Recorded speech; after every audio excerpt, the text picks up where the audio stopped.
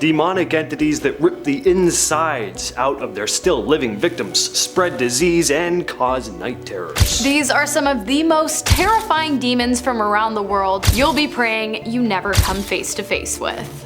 Who do you have to blame when you're sick? Other than the person who got you sick, that is. Well, if you know anything about ancient Sumerian mythology, and like blaming demons for your problems, then Asag may be responsible for your 14th trip to the toilet in the span of a day. Asag is a pretty nasty demon, said to cause sickness. He's a hideous creature born from the underworld. So busted looking is he that his presence alone is said to make fish in the rivers boil, and one glimpse at the entity can cause people to fall sick and die on the spot. What's worse is that he doesn't come alone. He has an entire army of demonic offspring at his back. But how did he manage to procreate, being that people can't even look at him without dropping dead? Well, Asag didn't make love with people. He had his offspring with the mountains themselves, all the mountains in the world. So his sons and daughters are part hideous demon, part hideous rock creature. If you've ever seen Game of Thrones, I have a feeling you're gonna like this next one. It's called a Draugr, and honestly you'd have a hard time convincing me that it wasn't the inspiration behind White Walkers. The demon comes from Nordic folklore. It's an ancient undead monster known to rise up from its grave and attack the living. Oh, and it's most active at night and in the winter. Sound familiar? When a person dies and is buried in the ground, it is believed that they will turn into a Draugr if they either practiced black magic, were executed, died an accidental death, or were buried outside a churchyard. I know, it's a broad spectrum and it doesn't make a lot of sense, but that is the criteria according to the Nordic folklore. Along with attacking the living, Draugrs have been known to climb onto the top of people's homes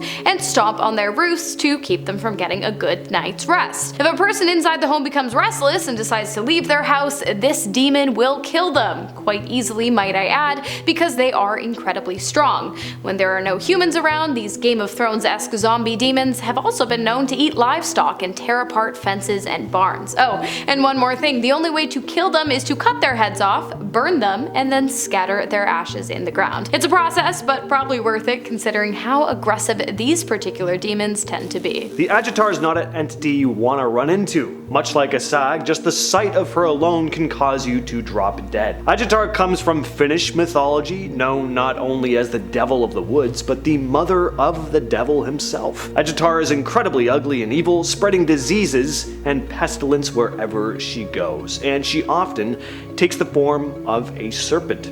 She's accompanied by them as well, and some stories even say she can control them.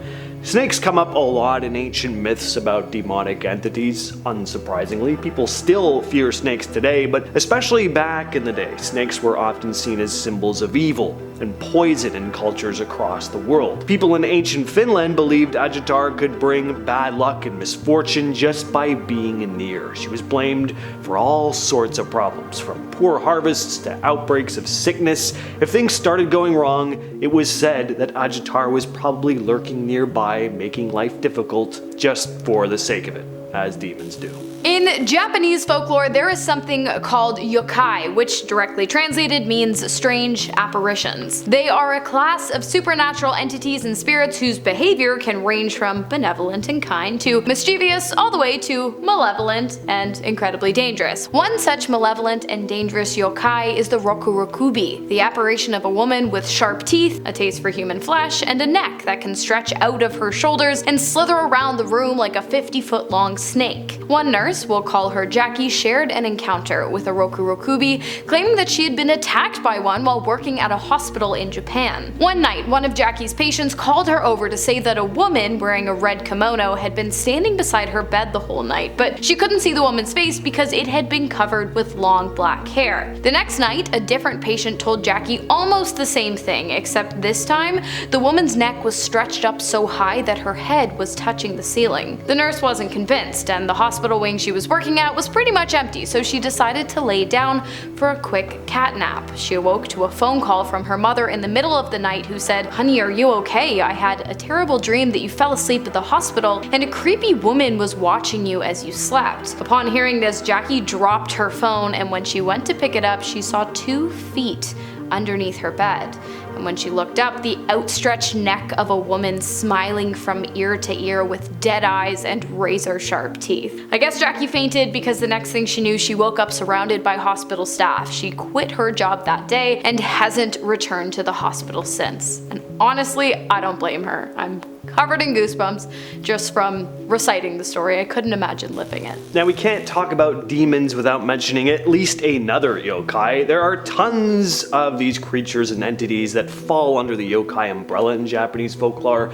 They include demons, ghosts, monsters, and there's loads of types of each. The Enkō are river-dwelling yokai, resembling monkeys. Don't let their appearance deceive you into thinking the worst they'll do is play a little trick on you though. These are some violent, sadistic animals right here, and tales about them get very graphic. Enkō are said to live in rivers and along the seashore. They're kinda like kappa, who are more like turtle creatures, but these ones are way worse. They're excellent swimmers, and if you happen to come across one while taking a dip, it's probably gonna be game over for you in the worst way. See, these creatures love eating human liver, fresh human liver.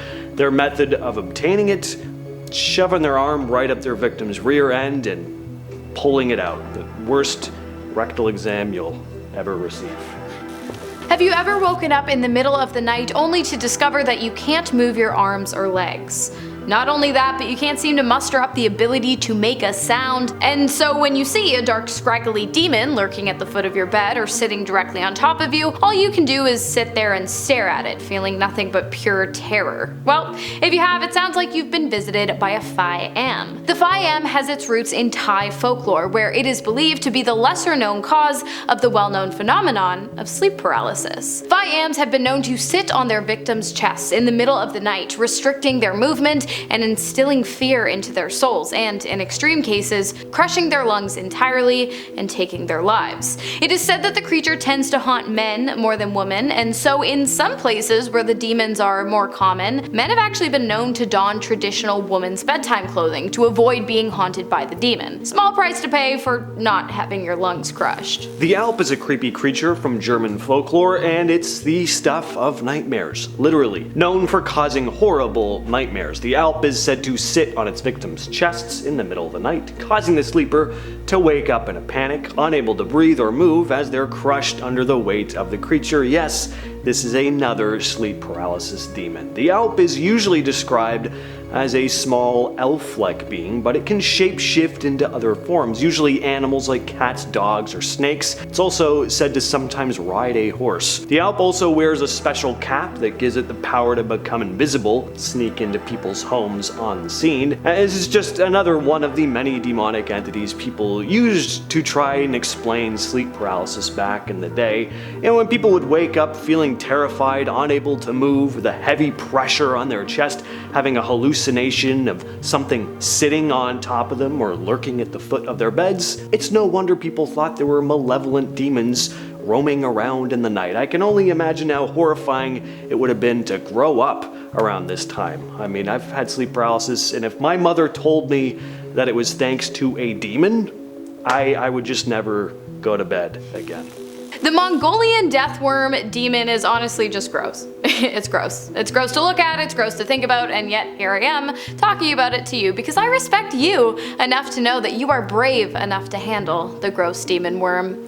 And I'm proud of you for that. Now, while many zoologists believe that the idea of the Mongolian demon worm comes from an exaggeration of real snake and worm sightings, Mongolian locals to this day claim otherwise, and many of them say that they have actually seen this giant creature for themselves and just narrowly escaped its vicious attack. You see, Mongolian death worms are said to have a large circular row of incredibly sharp teeth and venom that acts like acid. My advice, if you're in Mongolia, avoid the desert, and maybe you will make it out alive. This demon is about as evil and demonic as a demon can be. Lamashtu, another demon from Sumerian and Mesopotamian mythology. An entity with the head of a lion and long, sharp talons and claws like a bird. Lamashtu really doesn't have any redeeming qualities. Some of her hobbies include, but are not limited to, messing with women while they're pregnant, kidnapping newborns, sucking out men's BLOOD, infesting rivers and lakes, spreading disease and sickness in general, ruining crops, and giving people nightmares. Lamashtu was so terrifyingly evil that people would often try to ward her off with the help of another demon, Pazuzu, Lamashtu's arch nemesis. The Batman to her Joker, the He-Man to her Skeletor. The list goes on, you get my point. Imagine, you're walking home one night, it's dark, and you're all alone. All of a sudden you look up and realize you're standing face to face with the most beautiful woman you've ever seen. She has piercing eyes, shiny black hair, and then she starts to smile, exposing 2 rows of red-stained, razor-sharp teeth. You fall backwards to see that something is missing. Her body. This woman isn't a woman at all, just a floating head with half a neck and a trail of guts and organs hanging out. You have stumbled across a Krasue hungry for human flesh. There are many different stories regarding the origin of this creature who hunts at night and then returns to her headless body in the morning to go about her day indistinguishable from any other woman except for her tired expression. The most popular is that the Krasue was a princess living in Cambodia in the 15th century who was engaged to a prince but in love with someone else, a commoner. Eventually she was caught in her affair and sentenced to death by fire. She consulted a witch who cast a spell of protection for the young princess, but unfortunately the spell didn't kick in until the fires had almost reached the young woman's head. Other stories claim that the demon is a woman who broke a deal with another demon, or a woman who made a grave mistake while practicing black magic. However she came to be, people in Thai culture say that those who consult with demons or practice similar magic are doomed to meet the same fate as the princess when they die. Have you been unfortunate enough to meet one of these demons in person? I have not. Have you? Share your thoughts and experiences down below. Cheers, friends.